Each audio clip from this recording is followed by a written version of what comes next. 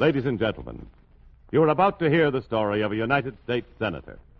You are going behind the scenes of political Washington, into the Senate chambers, the cloakrooms, the private offices, the meetings, secret and public. The locale, the background, are factual. Only the names and the stories are fictional. This is Freedom, USA. Starring Tyrone Power as the Senator of the United States, and featuring the voice of America's distinguished news commentator and Washington authority, Edwin C. Hill. Freedom, USA, the story of your government today.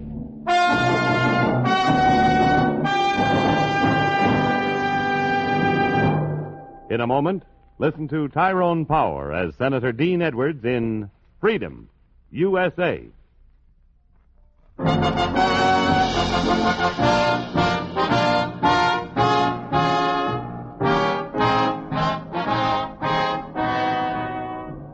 Now, Freedom, USA, starring Tyrone Power as Senator Dean Edwards and featuring the voice of Edwin C. Hill.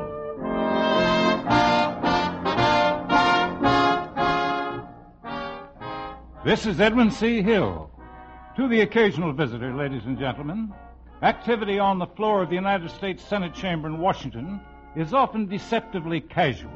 At the moment, for example, only a dozen or so of our nation's 96 senators are at their desks. Some are reading newspapers, some cluster in quiet knots of conversation at the door, around the desks of the party whips, or in the adjoining cloakroom. At the left, halfway down the well, a senior senator from a Midwestern state is reading into the record. Yes, a visitor might be confused. Not all visitors, though. I remember when Senator Dean Edwards came to Washington for the first time. He's one of the youngest senators on the floor. And I was with him that first day and talked to him in the corridor right after his first afternoon on Capitol Hill. Senator, I asked him, tell me, how does this strike you? Well, Dean Edwards looked at me a moment, and then he said, how does it strike me? I thought of the men who presided up there. John Adams, Thomas Jefferson, Van Buren, Tyler, Teddy Roosevelt. And then I thought of this building, the Capitol, right where we're standing now. You know, George Washington laid the cornerstone of this building? The southeast corner, wasn't it? In 1793. I hadn't thought of it since I was a kid. I want to keep on thinking of it. Thinking how privileged I am to walk where those men walked. To think, to work where they worked. I feel humble, Mr. Hill, and very proud.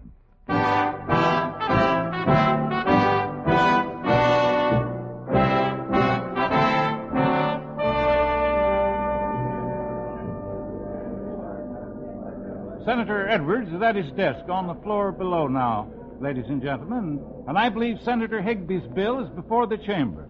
Yes, it is, 6178. A measure designed to provide protection against floods in the senator's home state. Actually, of course, a great deal of work's already been done on this bill. It was put into the hopper weeks ago, reported back and recommended by a committee, and now, after it's been read for the third and last time on the floor, we might get a vote on it. Yes, I think we... Nope. There's a conference up the president's rostrum. The minority whip is there. There's Senator Higby, Senator Weaver, Senator Edwards. Yes, and there's the gavel. Edwards is recognized for 5 minutes. Senator Edwards? I thank the distinguished senior senator for yielding. Ordinarily, gentlemen, there would be no need for prolonged debate on a measure such as the one before this body. We all know the devastation, the tragedy, the terrible loss of life that water on the rampage can cause. And because this measure applies to my home state, I know full well the meaning of such tragedy. And yet, gentlemen, I rise to say that I intend to vote against this bill. And I should like to tell you why I am against it. How can any man align himself against... Page. Yes, Senator Higby. I'm going out in the cloakroom, son. When Senator Edwards has finished speaking, ask him to step out here and see me. Yes, sir. Just as soon as he finishes. Will assuredly state... Dan, what's going on out there? Frankly, Justin, I don't know. He asked me to yield. I had no idea. Doesn't he realize what he's doing? The bill affects his own state. Your state? I know. In heaven's name, Dan, talk to him. The man can't be against flood control in his own state. Can you get John to yield? He's scheduled next, isn't he? He'll have to yield. All I can do now is get the whole thing returned to committee for study. Is that all right? That'll have to do. All right, I'd better get back on the floor. And tell Senator Edwards the time of day. Senator Higbee. Over here, son. Senator Edwards just concluded, sir. He's on the way out here. Thank you. You wanted to see me, Senator? See you. Dean, may I ask what... That is, by what remote... You have a right to ask, Senator. I just don't believe this is the way to prevent more floods. Aren't you aware that... But you must be aware of it. You read the bill, didn't you? Yes, sir, many times. But the bill provides work in our state, Dean. A great deal of work. Construction contracts, employment for thousands, to say nothing. I realize all that, Senator. But you're voting against it. Yes, sir. Dean, let me ask you something. You know what pressure is? Real pressure? I've seen something of it, Senator, and felt it.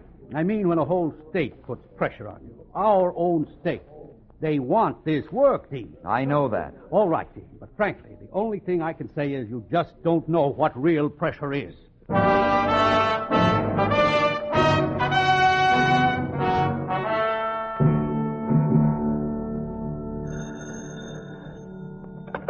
Senator Edwards' office? No, I'm sorry. He's still on the hill. What? Oh, I'm sorry, Mrs. Bixby. I know the senator would have been delighted. Yes, I'll tell him. Thank you. Well, it looks busy around here. Oh, boss. Oh, busy. The outer office is jammed and the phone's been jumping like... Like me? Is that what you're trying to say, Ginger? Well, I did get the idea. You picked a nice hot griddle to stand on, boss. I announced I'm against 6178. I know. Grapevine got here before you did. Oh. Any other grapes on it? Just that Senator Weaver got it reported back to his committee for further study. And hearing, Ginger. And that's what I want. You're still going to go to Weaver's committee hearing? I am. And if you want me the rest of the day, I'll be over at the Library of Congress. Oh, if you want something, I can have it sent over. No, I want to know all about flood control, Ginger. And for that, I'll go over there. Boss, What? good luck. Oh, thanks. And I know the rest. I'll need it.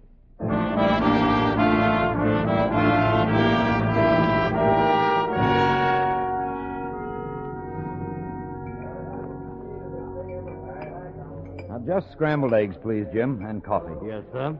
We got some nice fresh trout, Senator. Senator from Colorado sent enough for the whole Senate dining room. No, just the eggs, thanks. Yes, sir. Scrambled soft as usual. May we join you for a moment, Dean? Oh, Senator Higbee, of course. You know my guest, Dean, Senator Edwards, Tom Gordon. Senator? Mr. Gordon. Oh, won't you sit down? Tom will. I've got to get back. Ned called a meeting of the Judiciary Committee for 1. See you later on, Tom. All right, Dan. I'm sorry to interrupt you at lunch, Senator. I tried to see you earlier in your office. I was out all morning. I suppose you know my company back home, Edwards. Construction, isn't it? Second in the state. Matter of fact, I flew in last night just to see you about it. Yes? We need that dam back home, Senator. You know what the river does when it acts up. I certainly do. I could tell you about all the poor folks losing their homes, their lives, some of them. But I know I don't have to. I'll talk about me instead. If you want to. I want that work, Senator. I'm bidding in the open. I can do a good job, and I'll get it. I know your company's good. It'll give work to hundreds of voters, Senator. Your voters. Did you think of that? Often. But you're against it? Mr. Gordon, I know what's happening to me. The papers back home started this morning. They'll take your hide off, Senator. They've already begun. But you're still against it. Why? Because the dam doesn't belong in our state. Put the control where it belongs. 700 miles upstream at the crest point. Well, that's not even in your state. Neither are a lot of people who get drowned out. You honestly think you can sell that to the people back home? People might surprise you, Mr. Gordon. I think you're in for the surprise. Oh? Your voters want work, and you're going to talk to them about Crest Point. It's the truth. It's also taking work away from your voters and giving it to another state. And let me tell you this, Senator. That's all the people will understand. That you let them down.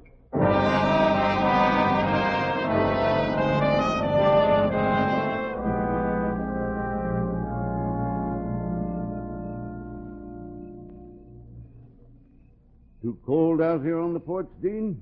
Arlington gets chilly at night. No, I'm fine, Judge.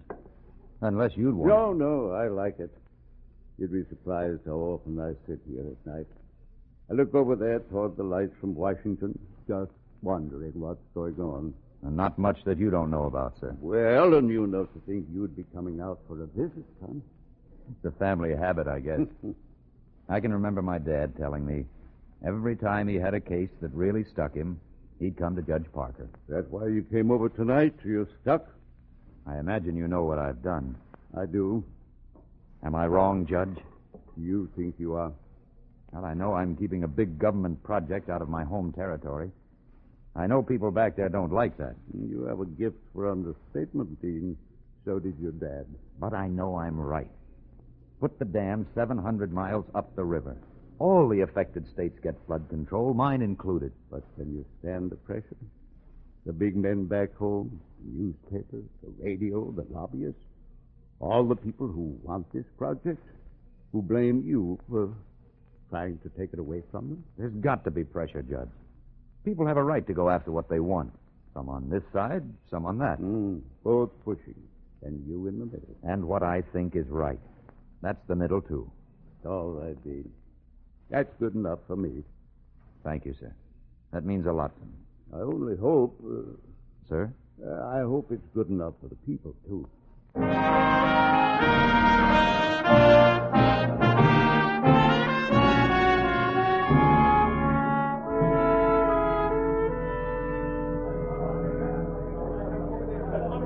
Senator Edwards. Can I get through, please? Excuse me. Any comment, Senator, before you go into the hearing? Comment on what?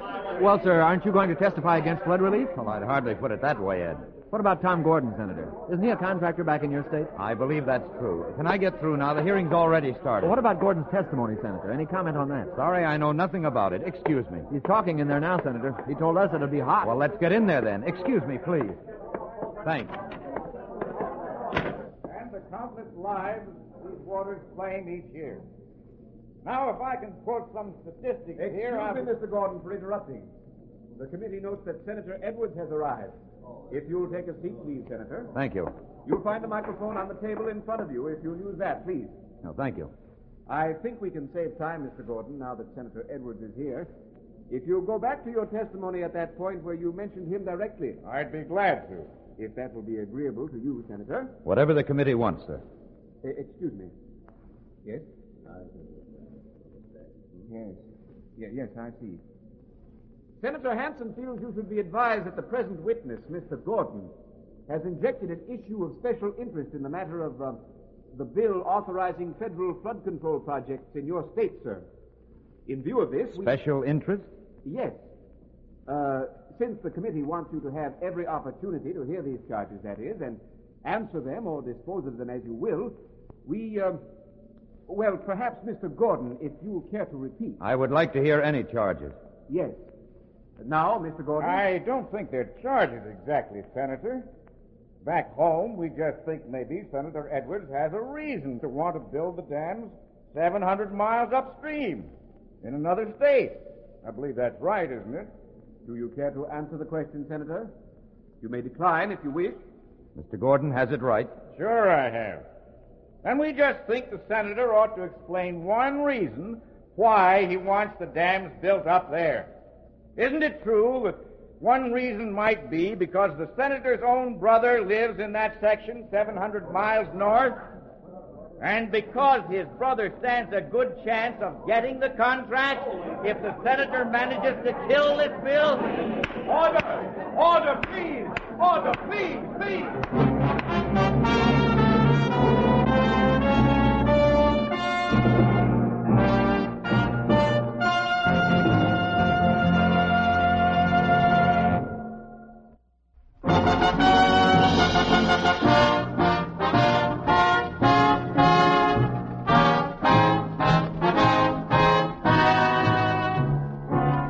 Now, back to Tyrone Power, starring as Senator Dean Edwards in Freedom, USA, and the second act of our story.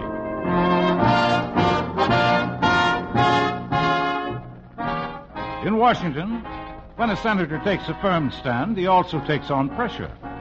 Within hours, often, This steamroller begins. Phone calls pour in from his constituents. Telegrams arrive in batches of hundreds. And his office overflows with lobbyists and reporters and commentators. Men who want him to explain, to clarify. Men who want him to change his mind. This is the real Washington story. A story of pressure building like a balloon and pressure threatening to burst. I represent 5 papers in your state, Senator. I'm sorry. Will you let me get through to my office, please? No, I'm sorry. You'll have to wait out here. No more pictures, fellas. Come on, let me get through. This way, Senator. What are you holding out here, Ginger? A convention? Oh, there are twice as many out in the hall. Here, through here. Sorry, the Senator will see you just as soon as he can. Oh, there's the phone again. Boy, they've really been giving me a workout. Well, let them go for a second. Your brother's been calling long distance and the papers and the governor's office, and there are telegrams piled up all over the place. Wait, don't go in there. My own office? Mary Kincaid's in there. I couldn't keep her out. Oh? She's got Jim Lucas, you know, the commentator on the radio. She's got him turned on your portable. All right, I'll see what she wants. You try to calm them down outside, will you? Calm them? That gang gets bigger every minute. Oh, boss, wait. I won't be long. The Washington story tonight, ladies and gentlemen, concerns Senator Dean Edwards, a man who in 36 hours is expected to vote against a bill which will do his own state a lot of good. Now, while this isn't exactly big news, I do think the situation is rare enough to... We can do without that, I think. I imagine you've heard what he's going to say. You kidding, Senator? Yeah, I wrote it. Want to know why I'm here? Yes, I do have a brother. Yes, he's in the construction business. Yes, he might get a contract. Is that it? Nope. I heard all that at the hearing. Well, then, Miss Kincaid? I'm puzzled, Senator, and curious. Oh? And believe me, I've been around Washington a long time. Puzzled about what? What makes you tick? No, I'm sorry. Tell the governor I'm trying to reach the senator. Yes, I will. Yes. Senator Edwards' office? What? Yes, I know who you are, Mr. Mullen. The steel workers? Yes, I know. No, I'm sorry. I'm still trying to locate him. Senator Edwards' office? Long distance? No, I'm sorry. The senator hasn't...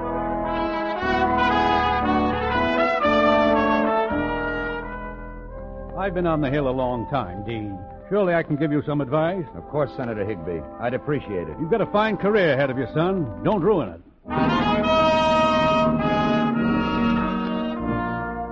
Tom Gordon, Senator. I just called to see if perhaps you've changed your mind. About what? Why, how you're going to vote tomorrow.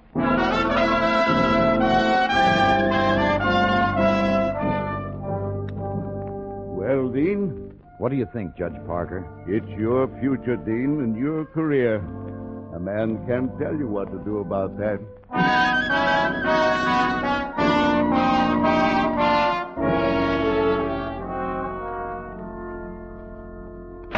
Oh, where have you been, Mary? Working.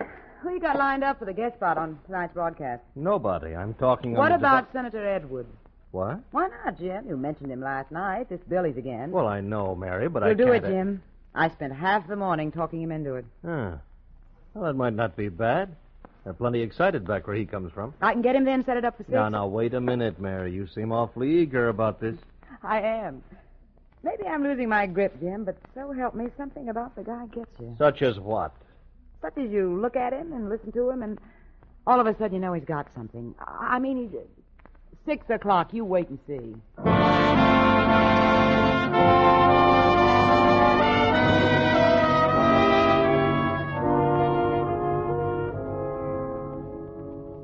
In the Senate tomorrow. And now, ladies and gentlemen, here at my microphone is Senator Dean Edwards. Senator? Thank you, Mr. Lucas. A lot of people have been telling me what to say in the last couple of days. That's one reason I'm glad to speak on this program tonight. Because I want to tell you just why I believe that what I'm doing is right. I want to tell you about flood control and where I believe it belongs.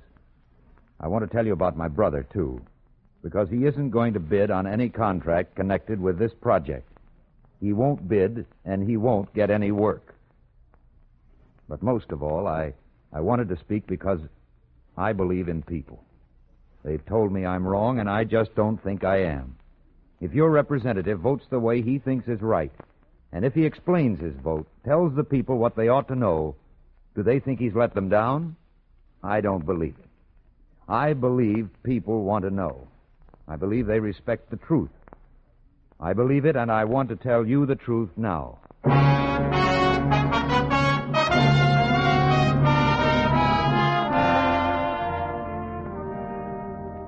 Senator Adamson. Senator Baker. This is Edmund C. Hill, ladies and gentlemen. And as you can hear in the background, the clerk of the Senate is calling a roll call on 6178, a measure providing a federal flood control project in Senator Dean Edwards' home state. The clerk will now call the names of our country's 96 senators, and when the roll is completed, he will begin again alphabetically and call once more the names of those senators not voting. As the roll continues, I can see Senator Edwards at his desk in the well down on the floor. From the front of the Senate, Senator Weaver leaves his desk to speak to Dean Edwards. Senator Devereaux. Feel all right, Dean? I guess I do, Senator. I'm not sure. Well, if I know what's happening here, son, you ought to feel great. Listen to those votes. They're defeating it, Dean. You've won. I can't believe it. I can. You know what's back at my desk in the office building? Telegrams. Piles of them, Dean. All telling me to vote against this bill. But Dan, too. His office is swamped. Listen to that vote, son. These men have heard from the people. I wish I'd heard your radio speech last night. You must have said a great deal. I just told what I thought. I told the truth. And the truth works, doesn't it? Listen. Excuse me, Senator. I'm going out to the cloakroom. Well, you better stay on the floor, Dean. They'll want to congratulate you when the vote is in. I'm sorry. There's someone I just have to see. Judge Parker. You shouldn't leave the floor now, Dean. Not when you're going to win. I saw you up in the gallery, sir. When you left, I just had to come out. Oh, you've done a good job. Oh, the people have done a good job. You know telegrams came in by the hundreds, not just to me, to those men out there, too. By the thousands, I was told. And from just people, Judge. That's what I keep thinking about. People who heard the radio. People who cared enough to send a telegram. To tell their senators what they believe. The people always care, Dean. And so long as they do, the men they send here to Washington will listen to them. More than 100 million people. 3.5 million square miles of land. Strong people, Dean. And strong land. Strong, sir? Strong, yes. Do you know why? I think what happened today is why. We're free, Judge Parker. A free people will always care. And we'll always be strong.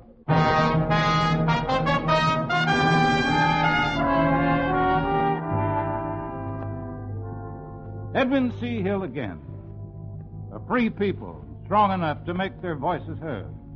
And in the dignified, time-honored halls of the United States Senate, ladies and gentlemen, the representatives of the people listening, acting because the voices shall be heard. This is the Washington story. This is the United States of America, forever strong and free.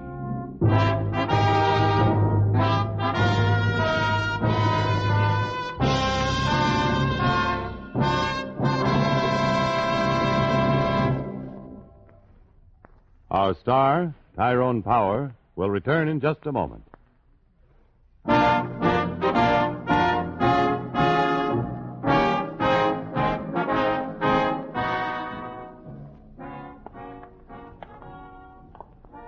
Tired, Judge Parker? Want to turn back? I never get tired walking in Washington, Dean. I remember the first time I saw that shaft in the moonlight like this. The Washington Monument? 202 carved blocks of tribute. A stone from each state. Of course, some of the states were territories then. It's something, isn't it? Goes back to, let me see, about 1783 when they first began to plant it, I think. Know your Senate manual, Dean? About 2 pages. The words of only one man in our history are read in the Senate, required to be read once a year by law. Know that? Washington? Standing Orders of the Senate, Journal 103, January 24th, 1901. Know what the order says? I'm a freshman, Senator Judge. Ordered that unless otherwise directed, on the 22nd day of February in each year, Washington's farewell address shall be read to the Senate by a senator to be designated for the purpose by the presiding officer. Funny. I remember learning part of that speech back in high school. That the free Constitution, which is the work of your hands, may be sacredly maintained. That its administration in every department may be stamped with wisdom and virtue. That, in fine, the happiness of the people of these states may be made complete by so careful a preservation and so prudent a use of this blessing as will acquire to them the glory of recommending it to the applause, the affection, and adoption of every nation which is yet a stranger to it.